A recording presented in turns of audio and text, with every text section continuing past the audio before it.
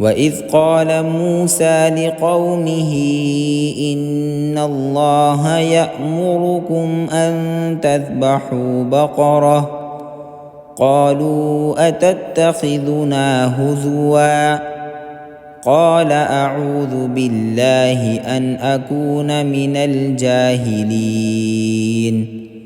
اور وقت یاد کرو جب موسیٰ نے اپنی قوم سے کہا تھا کہ اللہ تمہیں حکم دیتا ہے کہ تم ایک گائے ذبح کرو۔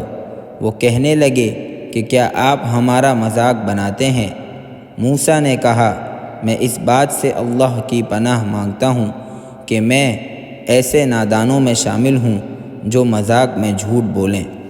قالوا ادع لنا ربك يبين لنا ما هي قال إنه يقول إنها بقرة لا فارض ولا بكر عوان بين ذلك فافعلوا ما تؤمرون۔ انہوں نے کہا کہ آپ ہماری خاطر اپنے رب سے درخواست کیجئے کہ ہمیں صاف صاف بتائے کہ وہ گائے کیسی ہو۔ اس نے کہا اللہ فرماتا ہے کہ وہ ایسی گائے ہو کہ نہ بہت بوڑھی ہو نہ بالکل بچی، بلکہ ان دونوں کے بیچ بیچ میں ہو۔ بس اب جو حکم تمہیں دیا گیا ہے اس پر عمل کر لو۔ قالوا ادع لنا ربك يبين لنا ما لونها قال إنه يقول إنها بقرة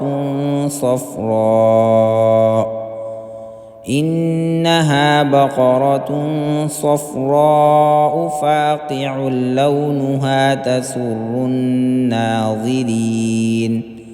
کہنے لگے آپ ہماری خاطر اپنے رب سے درخواست کیجئے کہ ہمیں صاف صاف بتائے کہ اس کا رنگ کیسا ہو۔ موسیٰ نے کہا اللہ فرماتا ہے کہ وہ ایسے تیز زرد رنگ کی گائے ہو جو دیکھنے والوں کا دل خوش کر دے۔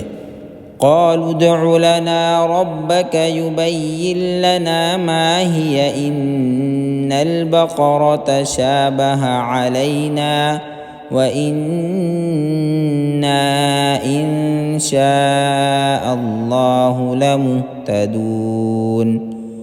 انہوں نے پھر کہا کہ آپ ہماری خاطر اپنے رب سے درخواست کیجئے کہ ہمیں صاف صاف بتائے کہ وہ گائے کیسی ہو۔ اس گائے نے تو ہمیں شبہ میں ڈال دیا ہے اور اللہ نے چاہا تو ہم ضرور اس کا پتہ لگا لیں گے۔ قال إنه يقول إنها بقرة لا ذلول تثير الأرض ولا تسقي الحرث مسلمة لا شية فيها قالوا الآن جئت بالحق فذبحوها وما كادوا يفعلون۔ موسیٰ نے کہا اللہ فرماتا ہے کہ وہ ایسی گائے ہو جو کام میں جت کر زمین نہ گاہتی ہو اور نہ کھیتی کو پانی دیتی ہو، پوری طرح صحیح سالم ہو، جس میں کوئی داغ نہ ہو۔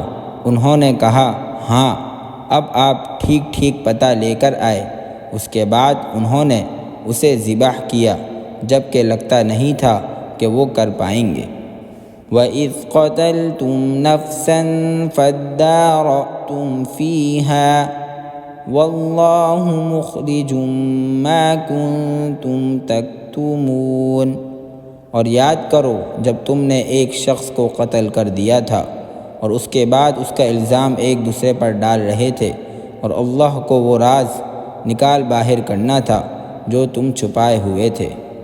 فَقُلْنَا اضْرِبُوهُ بِبَعْضِهَا كَذَلِكَ يُحْيِي اللَّهُ الْمَوْتَى وَيُرِيكُمْ آيَاتِهِ لَعَلَّكُمْ تَعْقِلُونَ۔ چنانچہ ہم نے کہا کہ اس مقتول کو اس گائے کے ایک حصے سے مارو، اسی طرح اللہ مردوں کو زندہ کرتا ہے اور تمہیں اپنی قدرت کی نشانیاں دکھاتا ہے تاکہ تم سمجھ سکو۔ ثم قست قلوبكم من بعد ذلك فهي كالحجارة أو أشد قسوة وإن من الحجارة لما يتفجر منه الأنهار۔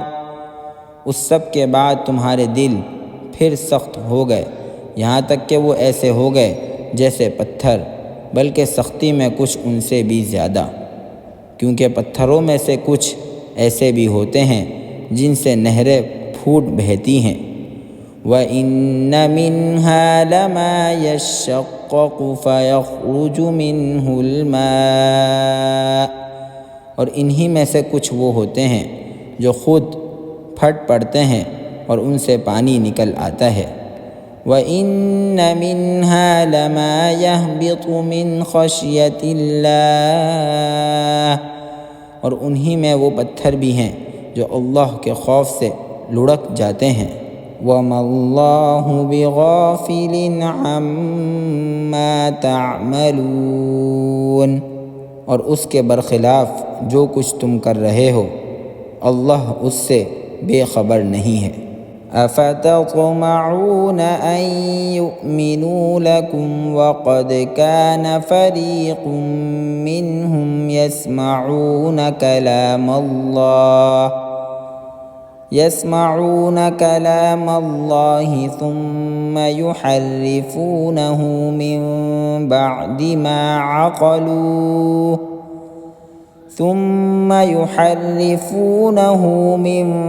بَعْدِ مَا عَقَلُوهُ وَهُمْ يَعْلَمُونَ۔